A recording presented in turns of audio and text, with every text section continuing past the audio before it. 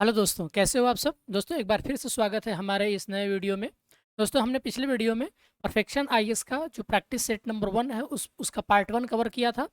आज के हम अपने इस वीडियो में प्रैक्टिस सेट 1 के पार्ट 2 को कवर करेंगे और इसमें भी अगेन नेक्स्ट 75 क्वेश्चंस होंगे।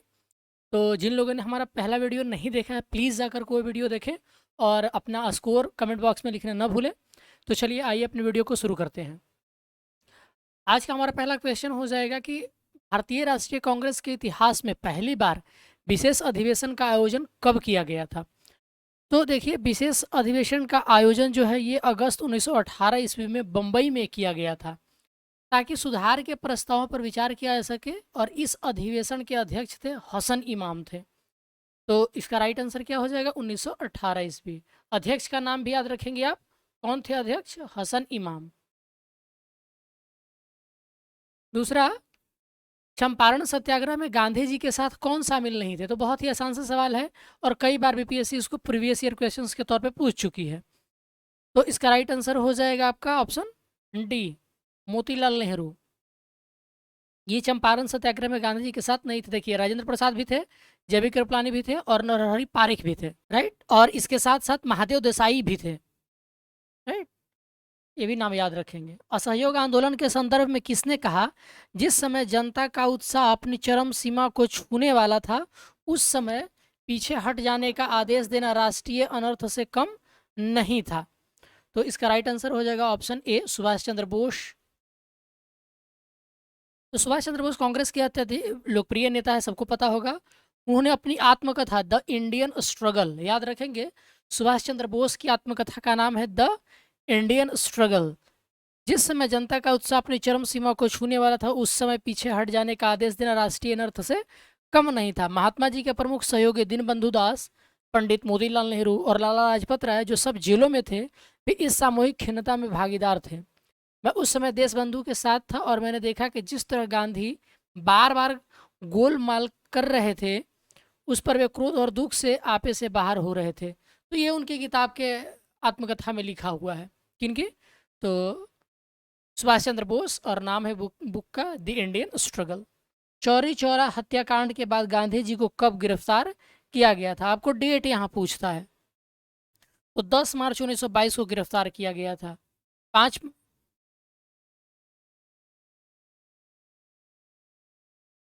आपको पता होगा कि 5 फरवरी 1922 को चौरी चौरा हत्याकांड हुआ था। तो 10 मार्च 1922 को गांधी जी को गिरफ्तार किया गया था और उन पर 6 वर्षों की जेल कैद की सजा सुनाई गई थी। याद रखेंगे, 6 सालों की जेल कैद की सजा सुनाई गई थी। अपरिवर्तनवादी लोगों में शामिल नहीं थे। कौन शामिल नहीं थे अपरिवर्तनवादी लोगों में? तो देखिए, अपरिवर्तनवादी कहे जाने वालों में कौन कौन थे? सरदार वल्लभ भाई पटेल थे, डॉक्टर अंसारी, बाबू राजेंद्र प्रसाद, ये लोग थे। तो आपका राइट आंसर इसका हो जाएगा आपका ऑप्शन डी, सी आर दास। बाकी ये तीनों थे अपरिवर्तनवादी। दिसंबर 1922 में किसने कांग्रेस खिलाफत स्वराज पार्टी की स्थापना की? तो 83 का राइट आंसर हो जाएगा आपका ऑप्शन सी, मतलब सी आर दास और मोतीलाल नेहरू दोनों। तो दिसंबर 1922 में दास और मोतीलाल नेहरू ने कांग्रेस खिलाफत स्वराज पार्टी की स्थापना की थी। इसके अध्यक्ष दास थे और मोतीलाल नेहरू इसके सचिव में से एक थे। नई पार्टी को कांग्रेस के अंदर ही एक समूह के रूप में काम करना था। इसने कांग्रेस के सभी कार्यक्रमों को स्वीकार किया, एक बात को छोड़कर कि पार्टी जो है काउंसिल के चुनावों में भाग लेगी। मतलब इनमें इसको लेकर के दोनों में मतभेद थे। किसको लेकर के? तो काउंसिल चुनावों में भागीदारी को लेकर के। तो सी आर दास और मोतीलाल नेहरू दोनों सही है। 1857 के विद्रोह के पश्चात अवध के तालुकदारों की नई भूमिका क्या थी? तो राइट आंसर डी हो जाएगा, वे अंग्रेजों के गहरे मित्र बन गए थे। क्वेश्चन नंबर 85, निम्नलिखित में से ब्रिटिश सरकार की नीतियों के फलस्वरूप भारतीय कृषि वर्ग के निर्धनता का कौन सा प्रमुख कारण था? तो 85 का राइट आंसर हो जाएगा आपका ऑप्शन डी, ब्रिटिश शासन के अधिकतम काल में कृषक वर्ग पर अधिक भूमि कर लगाना। 17 दिसंबर 1928 को किसने ब्रिटिश पुलिस अधिकारी सैंडर्स को गोलियों से भून दिया था? याद रखेंगे, सैंडर्स की हत्या कब की गई थी, आपसे भी पूछा जा सकता है। तो 17 दिसंबर 1928 को। और किसने किया था ये? तो ये किया था भगत सिंह, सुखदेव और राजगुरु ने मिल करके किया था ये। तो 86 का राइट आंसर क्या हो जाएगा आपका? डी हो जाएगा, भगत सिंह, सुखदेव और राजगुरु तीनों ने मिल करके इस हत्या को अंजाम दिया था। असहयोग आंदोलन के संदर्भ में किस पत्र ने लिखा कि असहयोग भारत और गांधी जी के जीवन के एक युग का नाम ही हो गया है? ये पंक्ति जो है, ये किन की पंक्ति है? तो इसका सही आंसर है आपका ऑप्शन ए, लुई फिशर ने ऐसा कहा था। इसके प्रतिवाद, परित्याग और स्व अनुशासन आवश्यक थे। किसानों को केवल विदेशी शासन ही नहीं बल्कि जमींदारों और पूंजीपतियों के जुए से भी स्वयं को मुक्त कराना होगा। ये कथन किसका है? तो हमने ऊपर के सवाल में देखा था, ये कथन भगत सिंह का था।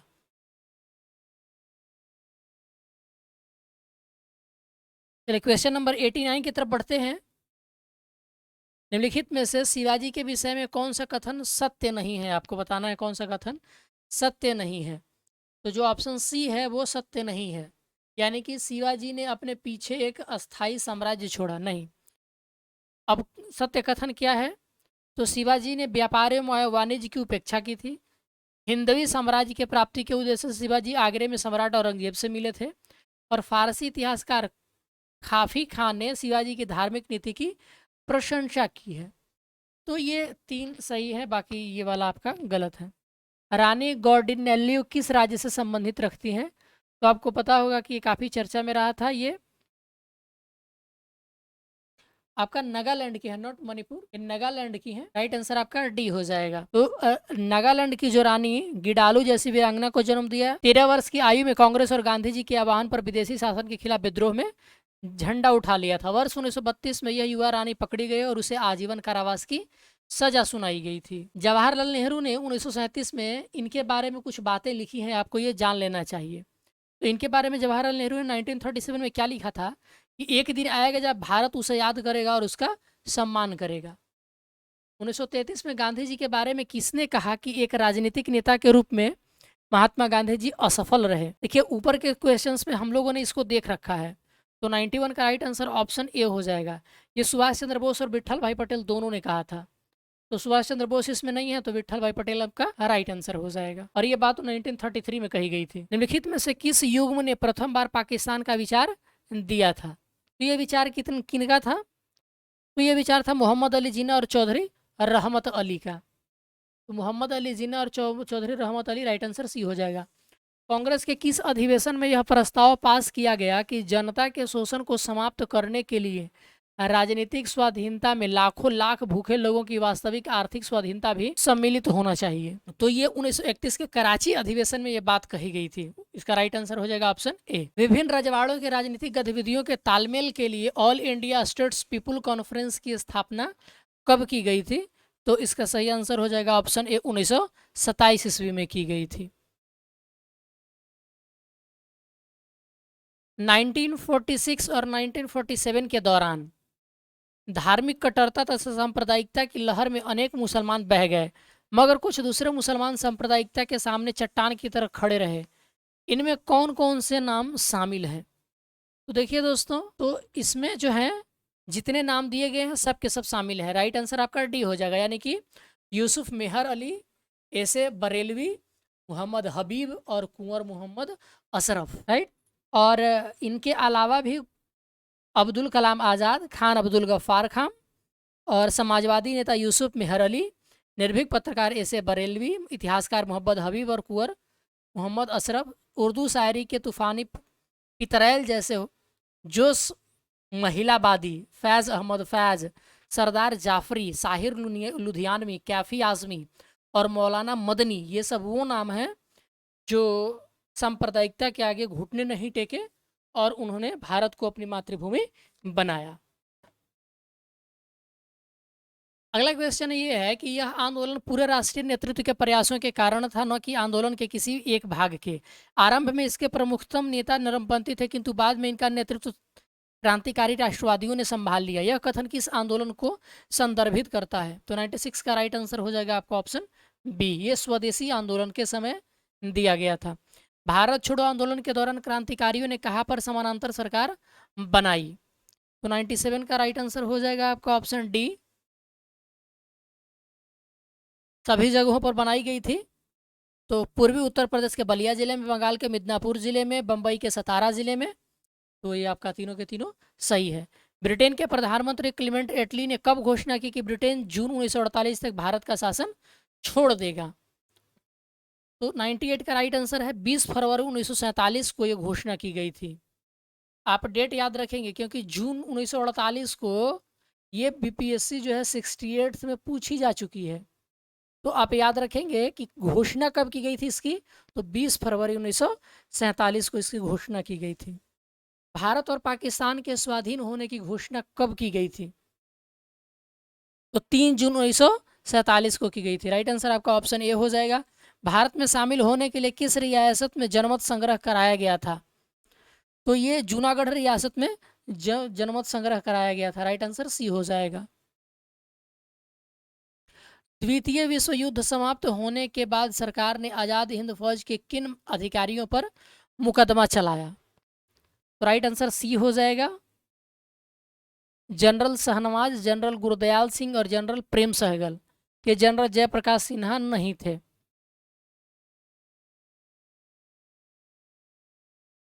क्वेश्चन नंबर 102, तो भारत की स्वाधीनता के लिए सैनिक अभियान चलाने के उद्देश्य से सुभाष चंद्र बोस ने सिंगापुर में आज़ाद हिंद फौज की स्थापना की। इसमें उनकी सहायता एक पुराने क्रांतिकारी ने की थी।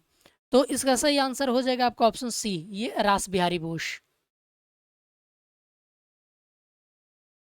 क्वेश्चन नंबर 103, व्यक्तिगत सत्याग्रह करने वाले पहले सत्याग्रही विनोबा भावे थे। इन्हें प्रथम सत्याग्रही चुनने के पीछे का कारण क्या था? तो इन्हें प्रथम सत्याग्रही चुनने के पीछे का कारण यह था कि विनोबा भावे द्वारा गांधी जी की खूब सेवा सत्कार। तो राइट आंसर आपका ऑप्शन हो जाएगा बी। मुस्लिम लीग ने किस वर्ष यह प्रस्ताव पारित किया कि स्वाधीनता के बाद देश के 2 भाग कर दिए जाएं और पाकिस्तान का एक अलग राज्य बनाया जाए? तो मुस्लिम लीग ने यह किस वर्ष प्रस्ताव पारित किया था? तो यह प्रस्ताव जो है ये 1940 ईस्वी में पारित किया गया था। वर्ष 1937 में जब जापान ने चीन पर हमला किया तो कांग्रेस ने एक प्रस्ताव के द्वारा भारतीय जनता से आग्रह किया कि चीन के प्रति अपनी सहानुभूति जताने के लिए जापानी वस्तुओं के प्रयोग से बचें। कांग्रेस ने किस वर्ष डॉक्टर एम अटल के नेतृत्व में डॉक्टरों का एक दल भी चीनी सेनाओं के साथ काम करने के लिए भेजा था? तो ये था वर्ष 1937। राइट आंसर आपका ऑप्शन ए हो जाएगा। 1937 के चुनाव में कांग्रेस को जबरदस्त सफलता मिली। गांधी जी इन चुनाव के दौरान कितने चुनाव सभा का संबोधित किया? तो इसका राइट आंसर डी हो जाएगा। तो 1937 के चुनाव में कांग्रेस को जबरदस्त सफलता मिली, लेकिन गांधी जी ने एक भी चुनावी सभा को संबोधित नहीं किया था। किस आंदोलन के दौरान खान अब्दुल गफ्फार खान ने खुदाई खिदमतगार की स्थापना की? तो 107 का जो आपका राइट आंसर ऑप्शन बी हो जाएगा, सविनय अवज्ञा आंदोलन के समय। और इस संगठन में जो लोग काम करते थे उनको लाल कुर्ती वाले कहा जाता था। ये लोग अहिंसा और स्वाधीनता संघर्ष को समर्पित थे। भारतीय राष्ट्रीय कांग्रेस के इतिहास में पहली बार किस वर्ष वार्षिक अधिवेशन का आयोजन नहीं हुआ था? तो ये हुआ था 1930 ईस्वी में। अहमदाबाद में मिल मालिक और मजदूरों के बीच में संघर्ष हुआ। मिल मालिक कितने प्रतिशत मजदूरी बढ़ाने पर सहमत हुए? तो राइट आंसर इसका ए हो जाएगा, 35%।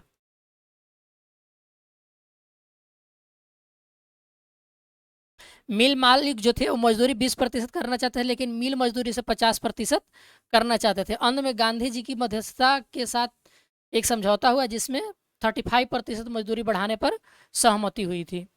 किस आंदोलन के दौरान सरदार वल्लभ भाई पटेल गांधी जी के साथ थे? तो ये हो जाएगा खेड़ा आंदोलन के दौरान सरदार वल्लभ भाई पटेल जी गांधी जी के साथ आए थे।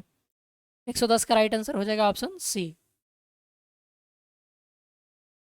गांधी जी ने किस आंदोलन को हिंदुओं और मुसलमानों में एकता स्थापित करने का एक ऐसा अवसर जो कि आगे 100 वर्षों तक नहीं मिलेगा, ये किस आंदोलन को कहा था?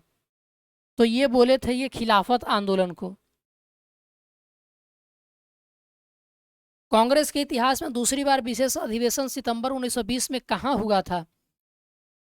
तो कांग्रेस के इतिहास में दूसरी बार विशेष अधिवेशन 1920 ईस्वी में कलकत्ता में हुआ था। और पहला आपको पता होगा कि विशेष अधिवेशन बंबई में हुआ था। साप्ताहिक पत्र क्रमशः यंग इंडिया व न्यू इंडिया किससे संबंधित है? यंग इंडिया और न्यू इंडिया, ये महात्मा गांधी व एनी बेसेंट से संबंधित है। राइट आंसर बी हो जाएगा। तो यंग इंडिया महात्मा गांधी का है और न्यू इंडिया एनी बेसेंट का है। बाल गंगाधर तिलक से संबंधित कथनों पर विचार करें। इन्हें आमतौर पर लोकमान्य तिलक कहते हैं। इनका जन्म 1856 में हुआ था। इन्होंने अंग्रेजी में मराठा और मराठी में केसरी नामक पत्रिका की शुरुआत की। इन्होंने 1890 में गणपति उत्सव और शिवाजी उत्सव का आरंभ किया। तो आपको बताना है कि कौन गलत है इसमें। तो ये आपका राइट आंसर डी हो जाएगा, ये गलत है। 1890 में नहीं बल्कि 1895 ईस्वी में गणपति उत्सव की शुरुआत करी थी। गणपति उत्सव की शुरुआत 1893 में और 1895 में ये शिवाजी उत्सव की शुरुआत करी थी। इसमें थोड़ा सा करेक्शन कर लीजिएगा।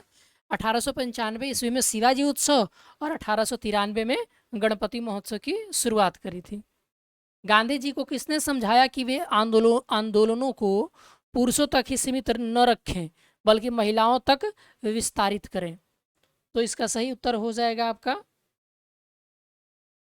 ऑप्शन सी, कमला देवी चट्टोपाध्याय ने ऐसा गांधी जी को कहा था और वो एक समाजवादी नेत्री थी। क्रांतिकारी आंदोलन के प्रथम चरण में अंग्रेजों के द्वारा इस आंदोलन को निर्ममता के साथ कुचलने का प्रयास किया गया। इसी क्रम में किन क्रांतिकारियों ने सक्रिय राजनीति से संन्यास ले लिया? तो 116 का राइट आंसर सी हो जाएगा। आपका दोनों के दोनों सही हैं।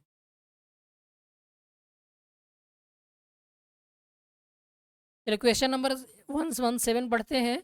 तो 1905 के बाद अनेक समाचार पत्र क्रांतिकारी आतंकवाद की पैरवी करने लगे। इनमें से प्रमुख कौन कौन से थे? तो इनमें से प्रमुख थे सांध्य, युगांतर और काल। तो सांध्य, युगांतर और काल।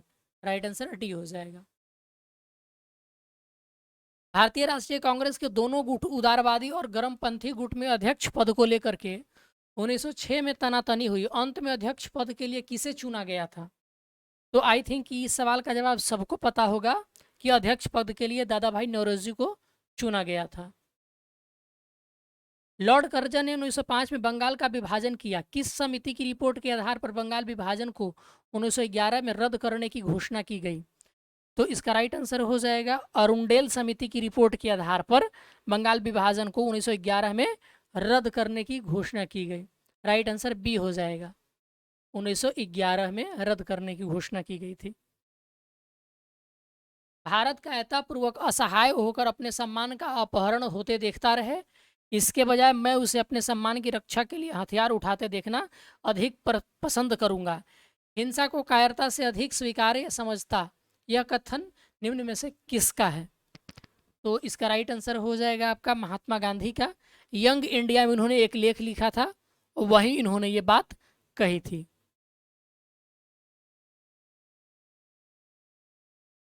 निम्नलिखित आंदोलनों में से उसके परिणाम से सही सुमेलित करें।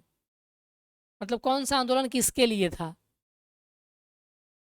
तो देखिए अहमदाबाद मजदूर हड़ताल में अभी हमने देखा कि मजदूरी में 35% की वृद्धि की गई थी, तो ये तो आपका सही है। चंपारण सत्याग्रह में 25% मुआवजा दिया गया था, ये भी सही है।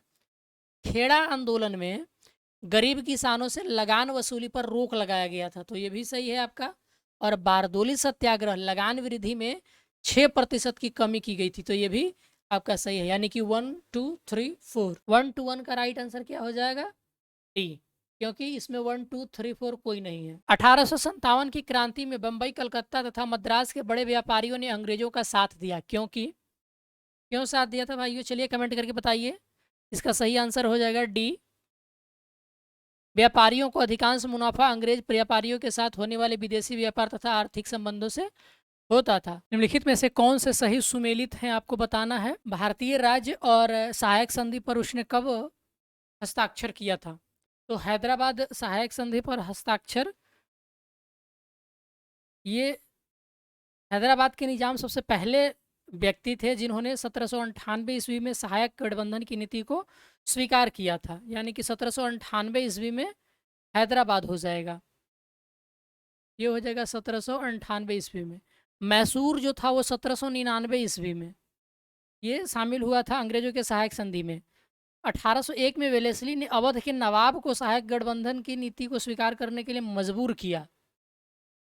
तो अवध 1801 सही हो जाएगा आपका। और होलकर मराठा 1802 में पेशवा बाजीराव द्वितीय ने भी बेसाइन की संधि के माध्यम से गठबंधन को स्वीकार किया। होलकरों ने भी सहायक संधि की शर्तों को स्वीकार कर लिया था। तो इसका राइट आंसर क्या हो जाएगा? 3 और 4। राइट आंसर सी हो जाएगा। निम्न में से किस गठबंधन ने काउंसिल के चुनाव में शामिल होने के अतिरिक्त कांग्रेस के सभी कार्यक्रमों को स्वीकार किया था? तो इसका राइट आंसर सी हो जाएगा, स्वराज पार्टी। 1929 के शारदा एक्ट का प्रमुख प्रावधान क्या था? तो शारदा एक्ट के प्रमुख प्रावधान थे 1929 ईस्वी में। पहली बात तो ये आई थी, आपको याद रखना है, लड़कों व लड़कियों के विवाह की न्यूनतम आयु जो है वो निर्धारित की गई थी। राइट आंसर सी हो जाएगा।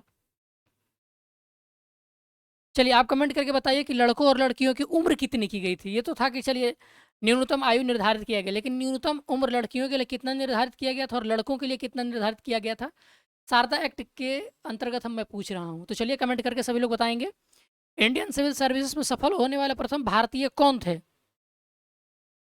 तो ये थे आपके सत्येंद्र नाथ टैगोर 1863 ईस्वी में, और ये थे आपके रविन्द्रनाथ टैगोर के बड़े भाई थे ये। तो ये आपका हो जाएगा राइट आंसर 1863 ईस्वी में Satyendra Nath Tagore. Right answer option A. सन 1893 में कौन सी घटना, कार्य या नहीं घटित हुआ? 1893 में कौन घटित नहीं हुआ था? तो राइट आंसर डी हो जाएगा। 1893 में ही सर सैयद अहमद खां की मृत्यु हुई थी। नहीं, 1898 ईस्वी में हुई थी।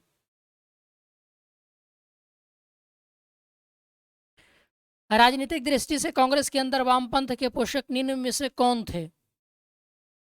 तो 128 का राइट आंसर हो जाएगा आपका ऑप्शन डी। 3 और 4 यानी कि सुभाष चंद्र बोस और जवाहरलाल नेहरू।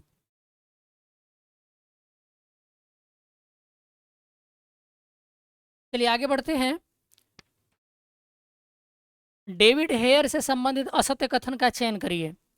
129 का राइट आंसर डी हो जाएगा, वे आयरलैंड के निवासी थे। तो डेविड हेयर जो है वो आयरलैंड के नहीं है, स्कॉटलैंड के निवासी थे। आप याद रखेंगे, बाकी स्टेटमेंट सही हैं। इन्होंने 1870 में कलकत्ता में प्रसिद्ध हिंदू कॉलेज की स्थापना की थी और अपना पूरा जीवन आधुनिक शिक्षा के प्रसार में लगा दिया था। और 1800 ईस्वी में ये भारत आए थे घड़ी साज के रूप में, डेविड हेयर। जनजातीय आंदोलन से संबंधित लिखित कथनों पर विचार करिए। आपका पहला कथन है कि जनजातीय आंदोलन जो है मुख्यतः जमींदारों और अंग्रेजों के विरुद्ध था। जनजातीय आंदोलन स्वभावतः अहिंसक था। अंग्रेजों के द्वारा अध्यारोपित नियम जनजातीय भावना के विरुद्ध थे। अंग्रेजी नियमों ने जनजातीय के सामाजिक संगठनों को छिन्न भिन्न कर दिया था। तो इसका राइट आंसर हो जाएगा आपका ऑप्शन डी। केवल दूसरा आपका गलत है। जनजातीय आंदोलन स्वभावतः अहिंसक था, नहीं, ये आपका गलत है। रविन्द्रनाथ टैगोर ने बंगाल विभाजन दिवस यानी कि 16 अक्टूबर 1905 को मनाने का सुझाव दिया था। किस दिवस के रूप में मनाने का सुझाव दिया था? तो ये रक्षाबंधन दिवस के रूप में मनाने का सुझाव दिया था। राइट आंसर बी हो जाएगा। निम्नलिखित घटनाओं पर विचार करिए। स्वराज पार्टी की स्थापना, जालियांवाला बाग हत्याकांड, कांग्रेस लीग समझौता, चौरी चौरा घटना। तो आप इसको क्रोनोलॉजिकल ऑर्डर में सजाइए।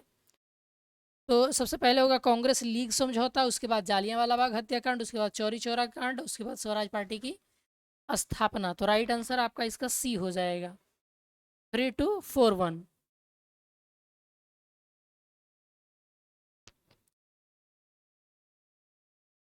पंडित ईश्वर चंद्र विद्यासागर से संबंधित कौन सा कथन असत्य है?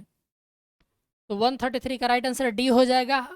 हमारे देश की उच्च जातियों में पहला कानूनी हिंदू विधवा पुनर्विवाह कलकत्ता में 7 दिसंबर 1858 को विद्यासागर की प्रेरणा से और उनकी देखरेख में हुआ। ये असत्य कथन है।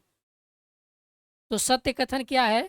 तो सत्य कथन है 7 दिसंबर 1856 को, नॉट 1858 को। वर्ष 1850 में किसने विधवा विवाह समाज की स्थापना की थी? 134 का राइट आंसर हो जाएगा ऑप्शन ए, 1850 में विष्णु शास्त्री पंडित। राइट आंसर आपका ऑप्शन ए हो जाएगा। निम्नलिखित कथनों में से सत्य कथन का चयन करिए। फकीर विद्रोह मूलतः धार्मिक विद्रोह था। गोमघर कुंवर के नेतृत्व में असम में अहोम विद्रोह का शुभारंभ हुआ था। पागलपंथी विद्रोह के नेतृत्वकर्ता मजूमन शाह थे और सन्यासी विद्रोह समाप्त करने का श्रेय वारेन हेस्टिंग्स को दिया जाता है। 135 का राइट आंसर डी हो जाएगा। सभी के सभी सही हैं। लॉर्ड वेलेस्ली ने सन 1800 में नागरिक सेवा में आने वाले युवा लोगों के प्रशिक्षण के लिए कलकत्ता में फोर्ट विलियम कॉलेज खोला। बाद में किस वर्ष यह प्रशिक्षण की व्यवस्था कलकत्ता के कॉलेज की जगह इंग्लैंड में हेलीबरी के अपने ईस्ट इंडिया कॉलेज में प्रशिक्षण का काम आरंभ किया गया? तो ये किया गया था सन 1800 ईस्वी में, और 1806 में ये व्यवस्था कलकत्ता के कॉलेज की जगह इंग्लैंड के हेलीबरी में स्थानांतरित किया गया था। तो राइट आंसर हो जाएगा सी, 1806 ईस्वी में। निम्नलिखित कथनों में से असत्य कथन का चयन करिए। तो असत्य कथन, इसका राइट आंसर डी हो जाएगा, यानी कि लॉर्ड मकाले ने अलाउद्दीन खिलजी के समय प्रचलित न्याय प्रणाली का समर्थन नहीं किया था। इसमें लिखा हुआ है किया था, तो ये आपका गलत हो जाएगा, यानी कि राइट आंसर डी हो जाएगा। किस आंदोलन में गिरफ्तार होने के बाद गांधी जी के संदर्भ में जस्टिन सीएन श्रमफील्ड ने सजा सुनाते समय एक महत्वपूर्ण भाषण दिया था?